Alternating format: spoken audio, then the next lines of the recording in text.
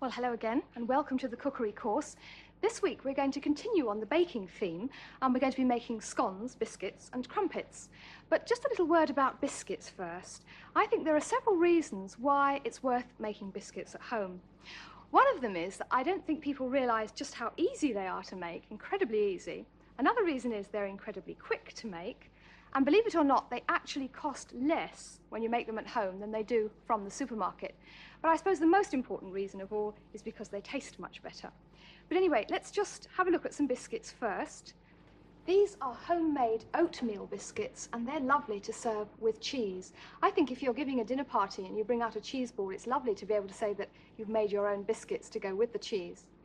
We're still on savouries here. These are called cheese savouries, and they're cut into different shapes, made with cheese, and sprinkled with toppings. This one here has got cayenne. These have got celery salt. Those have got curry powder sprinkled on them. And they're nice for serving with drinks or just something to nibble while you're watching the television. Well, here we've got homemade shortbread, and this is cooked in an 8-inch tin and then cut up into pieces. It's very crunchy, that one. It's got semolina in it, which gives a nice crunchy texture. Well, down here we've got ginger snaps, good old ginger snaps, and they really do taste delicious when you make them at home. And up here we've got oat crunch biscuits, very crunchy and oaty, and I'm dying to show you those because they're unbelievably easy. Right, well, those recipes and some more recipes are included, as usual, in part 2 of the cookery course. But what we're going to do first of all is make some good old ginger snaps. And I've got here a nice large mixing bowl, and in it I've got 4 ounces of self-raising flour which I've been sifting, but I'm going to add to the self-raising flour a teaspoonful of ginger. And whether that's a level teaspoon or a heaped teaspoon depends on how gingery you like them. And then also I've got a level teaspoonful of bicarbonate of soda, and that's going to be sifted through as well in with the flour. And then here I've got 1.5 ounces of granulated sugar, and I'm just going to mix that lot together and then rub in 2 ounces of margarine, and that's rubbed in exactly the same way as you would if you were making pastry. That's using the tips of your fingers and lifting the mixture up to get the air in as you rub it in. And you can see how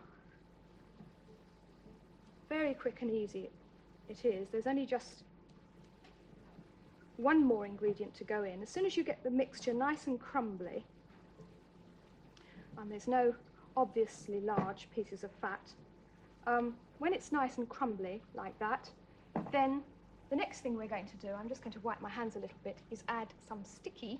And the sticky I've got here is 2 ounces of golden syrup. And that's going to provide the moisture to bind the mixture together.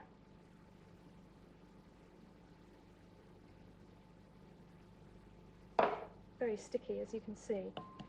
What I'm going to do now is just start off with my wooden spoon and mix that as much as I can with the wooden spoon, and then afterwards the only thing to do is to dive in with your hands and just bring the mixture together. And at first you might think it looks as though it isn't going to come together, but it is. And I want to warn you at this stage to just persevere, just keep on pulling the mixture together gently with your hands. Don't add any more treacle or golden syrup, because if you add too much, the mixture, the biscuits will spread out very, very thinly, and they'll be far too thin and overcook. There we are. You see, it does come together eventually if you have a little bit of patience. Then you just clean your hands off. Got a nice damp cloth waiting for me underneath here. And then you divide the mixture up now. It's very easy. There's no rolling out or cutting out. you just divide the mixture up into 4, like that. You can do that in the bowl, and then you divide each quarter into another 4 in the bowl, like that, and then you take little sections, each little section, and you roll it, just like that, between the 2 palms of your hands. You pop that onto a well-greased baking sheet, and you'll probably need more than one because this makes quite a few biscuits. And a word about baking sheets, try and get nice solid ones if you can. There are a lot of tinny ones about which buckle and are not very good at all, so nice solid baking sheet. We'll just put one more on, because another thing I want to show you is that you shouldn't crowd them too closely together. Leave a nice gap so that they have plenty of room to spread. And then when you've arranged them on the baking sheet, just press them just very slightly like that to make round shapes, and then they'll spread out into biscuits whilst they're cooking. Now these go into a preheated oven, gas mark 5, that's 375 degrees, and in fact they only take 15 minutes to cook. But we've got some in the oven that have just about had 15 minutes, so I'll get them out now for you to have a look at.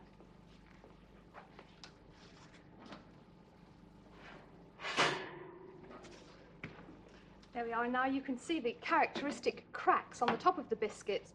But if you haven't made biscuits before, one thing I'd like to point out to you, and that is that when they come out of the oven, they're very, very soft. I expect you can see how soft that is. Don't be alarmed. The colour is right. They are cooked, but they just need to crisp up as they cool down.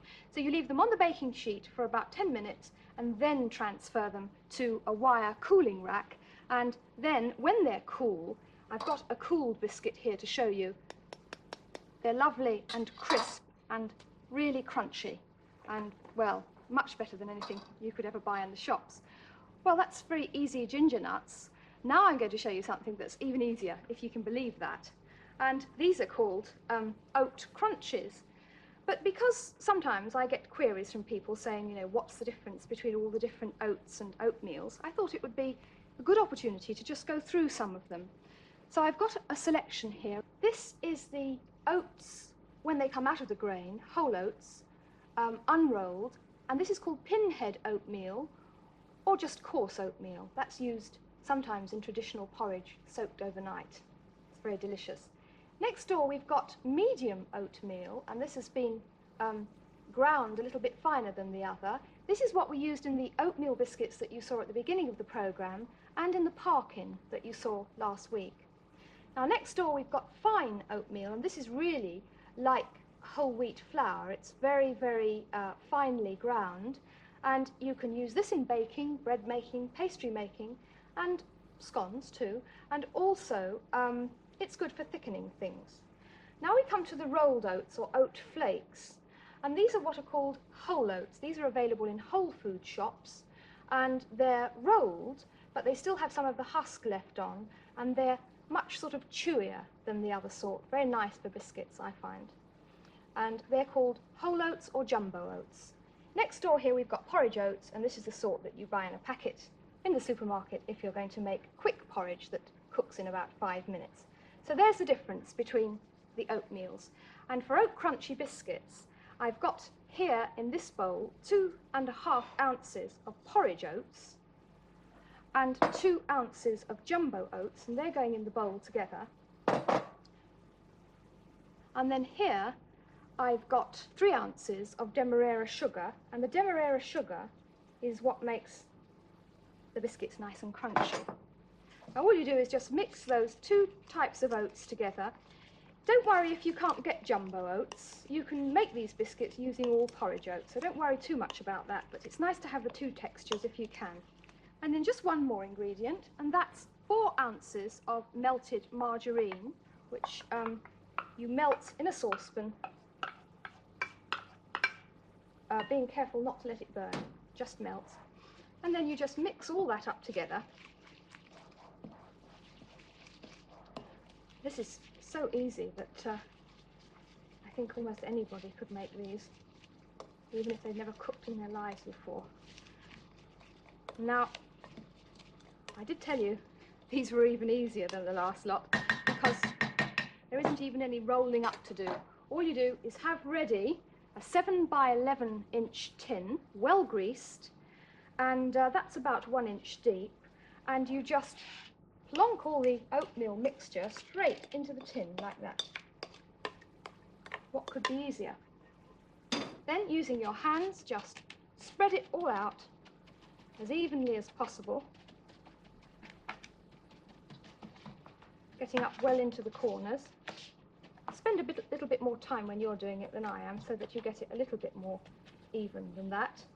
And then the nice thing about these is they can be cooked in exactly the same temperature as the ginger biscuits. So if you want to do a bit of batch baking, you can make a whole lot of biscuits all in one go. 375, gas mark 5. And I'm going to get some out of the oven now and show you what they look like when they come out of the oven.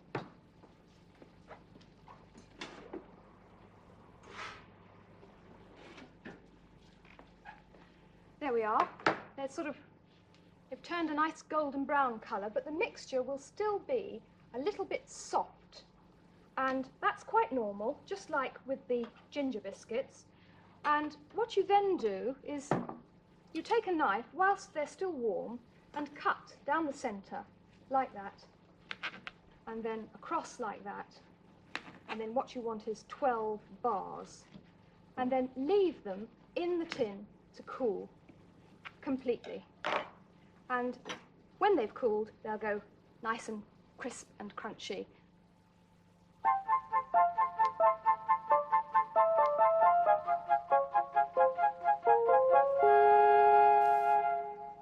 Well, now we're going to move on and make some crumpets. I think crumpets are fun to make, especially in the middle of winter when it's very cold and nobody can go out. It's nice to sort of have crumpets, hot crumpets for tea.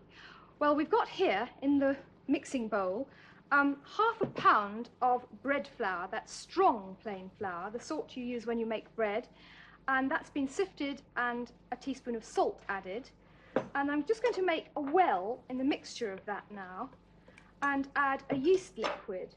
And the yeast liquid I've got is 2 fluid ounces of water with a tablespoon, a level tablespoon of yeast, and then a teaspoonful of sugar and half a pint of warmed milk. And that's mixed in the same way as we mixed the dough when we made bread. You wait for the yeast to get a good frothy head on it, which takes about 10 minutes. And when it's got that nice frothy head, then it's ready to mix. And then you use a whisk and whisk that liquid straight into the flour. And you probably think it looks very, very wet, but that's because this isn't in fact a dough, this is a batter, a yeast batter, and that's what you use to make crumpets. So beat it until it's nice and glossy and smooth and all the lumps have gone, and then you put it aside with a damp cloth over it, and at room temperature, warm room, kitchen temperature, it'll take about 40 minutes to 60 minutes to come up all frothy and bubbling like this one we've got here. And you'll see the texture there. It's very sort of bubbly and frothy. You can see it leaving the side of the bowl there. And that's right for your crumpet making. Then you move over to the stove and you have a really thick, heavy frying pan. They used to use an old-fashioned girdle, but they're rather expensive, and you can do it with a good heavy frying pan, or 2 or 3 if you want to make a lot of crumpets in one go. And once upon a time, there was something called crumpet rings. But now people don't make crumpets anymore. Well, perhaps they will now, we hope. You have to use these, and these are egg poaching rings. And they're very, very thoroughly greased. That's very important. I use lard to do that. And it's very important that they are well greased, because otherwise the crumpets stick. You could probably get 6 in a large pan like this, or as I said before, you can use 2 or 3 pans. And then all that happens is you take this lovely frothy mixture here, and you spoon a tablespoon at a time into the centre of each ring. If you've got some still left on the spoon, then just add a little bit more. And those of you who remember the bread programme will remember that what happens to gluten in flour, and you can see the gluten has developed and this has become very stretchy, this mixture, but what you want is approximately a tablespoonful in each crumpet ring or egg poaching ring. maybe if we all get to like making our crumpets, we might be able to get proper crumpet rings again. Perhaps some enterprising kitchen firm will make some. There we are, that's our last tablespoonful going in now. Now what's going to happen now is they need to be left to cook through. The heat needs to be turned to medium and leave them for about 5 or 6 minutes and then have another look. And because we've got to wait 5 or 6 minutes before we can have another look, what I'm now going to do is show you another recipe while we're waiting. And I get a lot of letters from people saying they can't make scones, so I thought perhaps it would be nice to do some scones, because once you know how, they're very, very easy. Let's have a look at some scones first. These here are just plain scones with floury tops, and they're very nice served with homemade jam and whipped cream, or if you live in the West Country, it's jolly nice to have clotted cream, I think, on scones. Beautiful. But I thought it would be nice to show you a different sort of scone, and I'm going to show you cheese-crusted whole wheat scones. And to save a little bit of time, I started off here with 3 ounces of whole wheat flour, 3 ounces of self-raising flour, and a teaspoon of baking powder. And I've rubbed in 1 ounce of butter to the crumbly stage. Just 1 ounce of butter or margarine, whichever you want. And now I'm going to add a few more things. A couple of pinches of cayenne pepper, which give it a nice sort of zestiness to it. And another nice flavouring here is half a teaspoonful of mustard powder, which adds another little bit of zest. And then here I've got 3 ounces of strong grated cheddar cheese. I say strong because it's good for the flavour of scones if it's nice and strong. And I'm just going to put 2/3 of that cheese in the mixture and use the rest later. So mix the cheese in with the rest of the mixture, and then the liquid I'm going to add is a large egg, and that's beaten up with 2 tablespoons of milk. And so I'll start off by adding that to the dry ingredients and just tell you to have some extra milk handy, because you never know when you're cooking with flour just how much liquid you're going to need, and if that isn't enough you might need a little bit more liquid, which indeed I think we're going to. So we'll just dive into the milk here and have, I think, almost a tablespoonful, and see how we get on with that. You can do as much as you can with a wooden spoon and then just finish off as usual with your hands. What you want to aim for is a nice soft dough that leaves the bowl clean, and still it's a bit dry. As I said before, you can never really tell, so we'll just have a spot more milk in there again, just to take care of all those little dry bits in the bottom.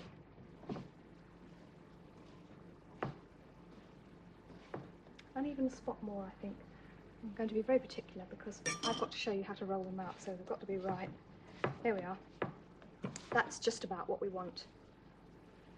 Now, transfer the dough onto a lightly floured surface. Just shape it, start off by shaping it into a round. And I'll just tidy up my hands there. And this is where most people go wrong when they make scones. It's that they roll them out far too thinly, and then they don't come up very high, and people think they can't make scones. So the secret is, I'll just give my rolling pin a little bit of a flour now.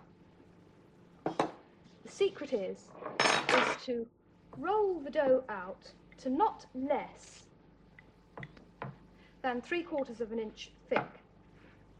And if you're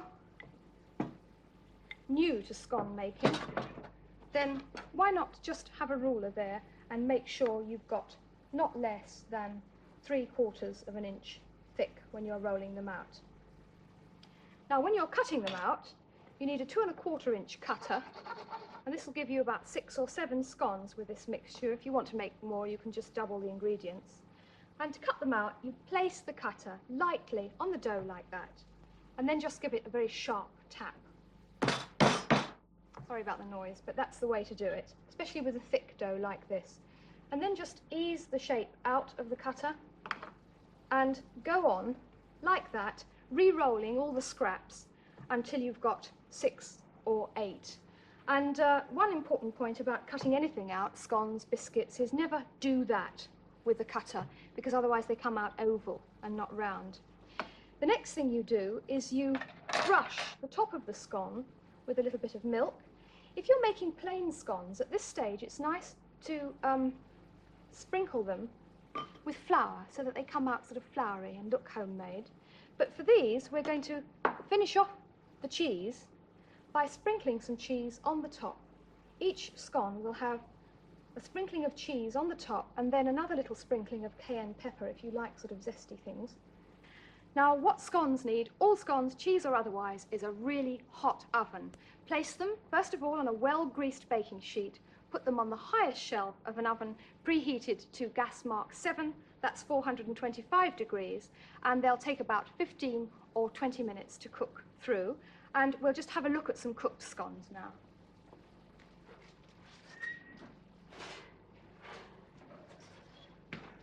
There we are, and you'll see that they've got a nice sort of crunchy cheese topping, and I think they're best eaten nice and warm from the oven, spread with lots of butter. Either way, don't ever keep scones too long because they need to be eaten as fresh as possible. Well, that's all about scones. Let's just go back now and see how our crumpets are doing. And what happens during the cooking time is the bubbles rise up and burst and make the traditional crumpet holes. And what you've got to do now is just slide a palette knife around the edge and turn the crumpet over just to get it toasted on the other side, using something like a wad of kitchen paper there to protect your hands so that you don't get burnt.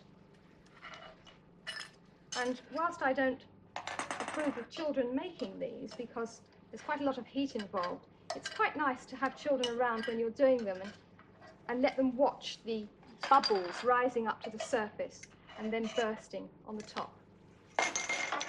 There we are.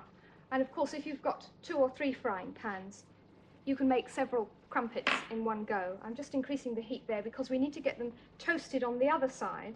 And you can serve them warm as soon as they're cooked, or if you want to make them in advance, if you've got someone coming to tea and you want to make the crumpets in advance, then if they're cold, you can just toast them lightly under the grill before serving. But these are just beginning to get toasted now in the frying pan, and in fact they need a little bit more.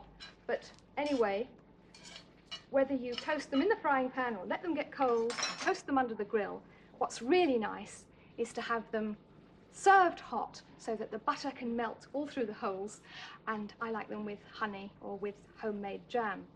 Well, that's all about scones, crumpets and biscuits.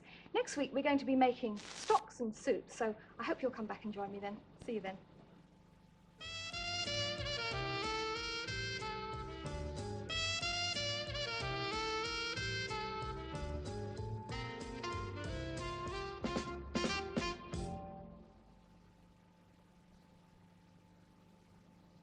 This BBC book, based on the programme, which contains over 160 recipes, is available from bookshops, price £4.25. And on page 167 of CFAX now, there's Delia's recipe for whole oat crunches.